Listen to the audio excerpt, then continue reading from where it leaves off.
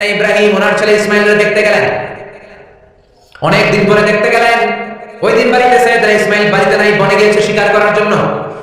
বাড়িতে সাইয়েদনা ইসমাইলের বিবি সাইয়েদনা ইব্রাহিম ঘরের দরজার বাইরে থেকে সালাম দিয়ে বললেন আসসালামু আলাইকুম। ভেতর থেকে কর্কশ গলায় একটা মেয়ে সালামের উত্তর দিয়ে বলল ওয়া আলাইকুম সালাম। গলার মধ্যে কোনো মায়া নাই, মহব্বত নাই।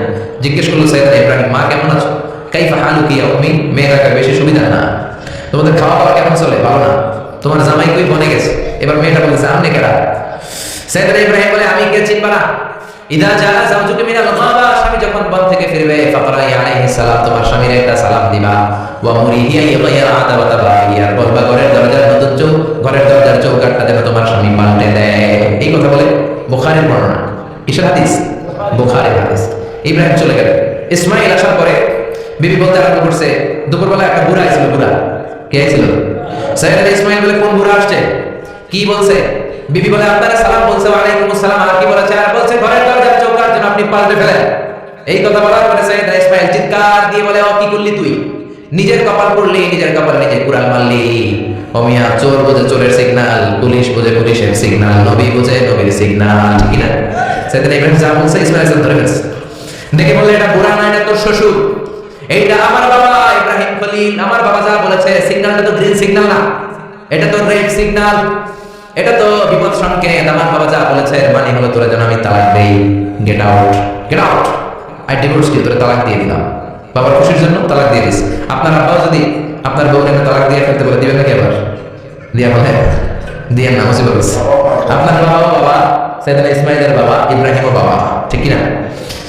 সাইয়েদনা ইব্রাহিম মন গড়া কথা বলতেন না, আকাশ থেকে ওহী আসলে বলতেন। এই জন্য আপনার বাবা যদি বলে বউকে তালাক দিয়ে দিয়েন না, খবরদার। বাবারও বুঝাইবেন, বউরেও বুঝাইবেন, ঘরে সংলাপ করবেন, সমঝোতা করবেন। আমরা দুই নেত্রী সংলাপ করি না তো কি হয়েছে? আমরা সংলাপ করব, ঠিক কি না? ঘরে ঘরে আমরা সংলাপ শুরু করব, মিলাই দিবেন, হ্যাঁ, বুঝাই দিবেন। বাবারও বুঝাবেন, বউরেও বুঝাবেন। তালাক দেওয়ার ইসলামী যে সিস্টেম, এটাকেও মেনটেন করলে পৃথিবীতে কোনো তালাকই থাকবে না। ডিভোর্স রেট একেবারে কমে যাবে। এখন ঘরে ঘরে তালাক, ঠিক কি না? তালাক দেওয়ার সিস্টেম হচ্ছে পঞ্চম স্টেপে যে তালাক, পঞ্চম ধাপে। প্রথম ধাপ হচ্ছে ফাইদুহুন্না, বউর সাথে ঝগড়া হলে ফাইদুহুন্না, বউরে কক্সবাজার বেড়াইতে নিয়ে যাও, বসুন্ধরায় শপিং করে দিবা, নানির গায়ে ঘুরতে দেবেন, যমুনা ফিউচার পার্কে নানির বেনারসি শাড়ি কিনা দেবেন, কসমেটিক্সের বক্স কিনা দেবেন। এই জন্য বললো ফাইদুহুন্না, ব্যাপারটাই চললে ওয়াজ করবে, নসিহত করবে। এই জন্য বউয়ের সাথে যদি ঝগড়া হয় তালাক না। ইসলাম প্রথমে বলছে ফাইদুহুন্না, ওয়াজ করেন, বুঝান, ঘুরতে নিয়ে যান, শাড়ি কিনে দেন। এতেও যদি লাভ না হয় ওয়াহজুরুহুন্না ফিল মাদাজি, বিছানা আলাদা করেন, বউ থাকবে এক ঘরে, আপনি থাকবেন আরেক ঘরে। হয়তো এই বিচ্ছেদের কারণে ভুল বোঝাবুঝি ভেঙে যাবে, স্ত্রী ফিরে আসবে, ঠিক না? এতেও কাজ হয় না। তারপরে আল্লাহ বললেন ওয়াদ্রিবুহুন্না, এবার একটু শাসন করেন। ঘুরতে নিলেন, কাজ হয় না। শাড়ি কিনা দিলেন, কাজ হয় না। রোম আলাদা করলেন, এরপরও কাজ হয় না। এরপর ওয়াদ্রিবুহুন্না, শাসন করেন। অনেকে এটা অর্থ করে বউরে পিটাও না, পিটানো না। বিষ্ণু নবী কোনোদিন বউয়ের গায়ে হাত দেয় না, ঠিক না? এই ওয়াদ্রিবুহুন্নার শাব্দিক অর্থ হলো পিটাও, কিন্তু পারিভাষিক অর্থ হলো স্ত্রীকে একটু শাসন করো। মুফাসসিররা এই আয়াতের তাফসীর করতেছে হয়রান হয়ে গেছে। অনেকে বলছে ছোট কাঠি দিয়ে পিটাও, বলে কথা শোনো না কেন? দুইটা বাচ্চা হয়ে গেছে, তিনটা সন্তান হয়েছে, এখন সংসার ভাঙতে যাবে। অনেক মুফাসসির বলে মেসওয়াক দিয়ে বাড়ি মারো আস্তে আস্তে। অনেক মুফাসসির বলে কোন বালিশ দিয়ে পিটাও, যাতে হাত পা না ভাঙে, ঠিক কি না? ওয়াদ্রিবুহুন্না, শাসন করো। শাসনও যখন কাজ হয় না, তারপরে আল্লাহ বললেন ফাবা'আসু হাকামান মিন আহলিহি হাকামান মিন আহলিহা, উভয় পক্ষের মুরব্বিরা বসবে, মিলাই দেওয়ার চেষ্টা করবে। এটাও কাজ হয় না। চারটা স্টেপ শেষ, পঞ্চম স্টেপে তালাক। তাও রাগের সুরে আমরা বলে দিই 3 তালাক 5 তালাক, এভাবে না। তালাক দুই ধরনের, তালাক সুন্নি তালাক আর বেদঈ। একটা সুন্নতি তালাক আর একটা বেদাতি তালাক। বেদাতি তালাক দেওয়া যাবে না, সুন্নতি তালাক দিবেন। মানে প্রতি মাসে একটা, আপনার বউয়ের যখন মাসিক হয় না, যখন পিরিয়ড হয় না, আপনার বউ যখন সুস্থ আছে, ক্লিন আছে, তখন এক তালাক। 1 মাসের মধ্যে ফিরে আনার সুযোগ আছে না নাই? 1 মাস পরে দিবেন দ্বিতীয় তালাক, দ্বিতীয় মাসেও ফিরে আনার সুযোগ আছে না নাই? ঘরে রাখবেন, হয়তো বিবিকে দেখে আপনার মনে ভালোবাসা জমবে, বিবির মন নরম হয়ে যাবে, বিবিকে ফিরে আনা যাবে। তৃতীয় মাসে 3 তালাক যখন দিবেন, আর ফিরে আনার সুযোগ নাই। এটাকে বলা তালাকুল বাঈনুল বাইতুনা, এরপর আর ফিরে আনার সুযোগ নাই। এই প্রসিডিউরগুলো যদি মেইনটেইন করেন, তালাক হবে? তালাক হওয়ার সুযোগ আছে? এজন্য এগুলো মেইনটেইন করে তালাক দিবেন, ডিভোর্স রেট কমে যাবে। ওমর ফারুকের জামানায় এক লোক তার স্ত্রীকে 100 তালাক দিয়েছে। কয় তালাক? এরকম ঢাকায় বাংলাদেশও আছে না নাই? 100 তালাক দিয়েছে। এখন ওয়াইফ যে ওমর ফারুককে বিচার দিচ্ছে, ওমর ফারুক বলে তোমার হাজবেন্ডকে ডেকে আন। ডেকে আনা হলো, কিরে কয় তালাক দিছস? কয় 100 তালাক। দিবি 3 তালাক, 100 তালাক দিছস কেন? কয় মেজাজ গরম আছে। ওমর ফারুক বলে ঠিক আছে, বিচার হলো 3 তালাকে তোর বউ তালাক, বাকি 97 তালাক এখন তোর পিঠে পড়বে। সুবহানাল্লাহ পড়েন। এরকম যদি মাইন্ড দেওয়া যেত জায়গা মতো, সব তালাক বন্ধ হয়ে যেত। চিল্লায় বলেন ঠিক কি না? এজন্য আপনার বাবা যদি বলে ও বাবা তোর বউরে তালাক দে, তালাক দিবেন না, বুঝাবেন। বাবারেও বুঝান, বউরেও বুঝান, বরকত দিবে কে? সাইয়েদনা ইব্রাহিম বললেন ঘরের দরজা চৌকাট পাল্টে দিল, মনে আছে ঘটনা? ভুলে গেছেন বোধহয়। তালাক দিয়ে দিলেন বিবিকে।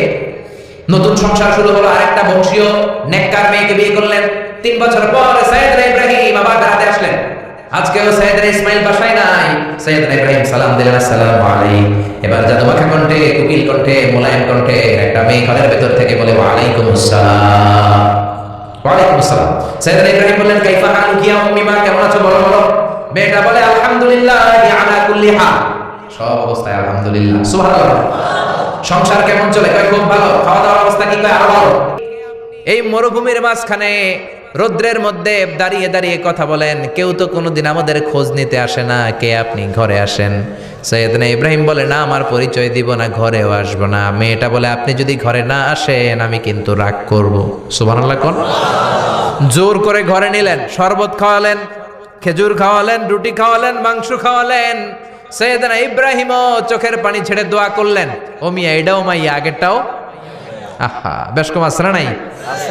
সাইয়েদনা ইব্রাহিম মাথায় হাত বুলিয়ে দিয়ে দোয়া করলেন আর বললেন, ইযা জাআ যাওজুক মিনাল গাবা, তোমার স্বামী যখন বন থেকে ফিরে আসবে, ফাকরাই আলাইহিস সালাম, তোমার স্বামীর একটা সালাম দিবা।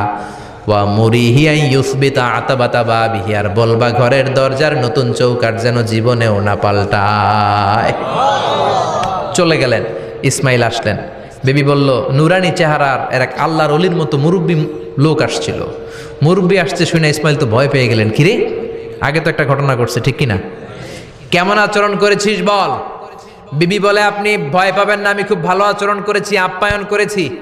তিনিও খুশি হয়ে আমার মাথায় হাত বুলিয়ে দোয়া করে দিয়েছেন আর বলেছেন, ঘরের দরজার নতুন চৌকাঠ যেন জীবনেও আপনি না পাল্টান। সুবহানাল্লাহ। সাইয়েদনা ইসমাইল বিবিকে জড়িয়ে ধরলেন। বিবিকে জড়িয়ে ধরে বললেন, ও বিবি, তুই তো পরীক্ষায়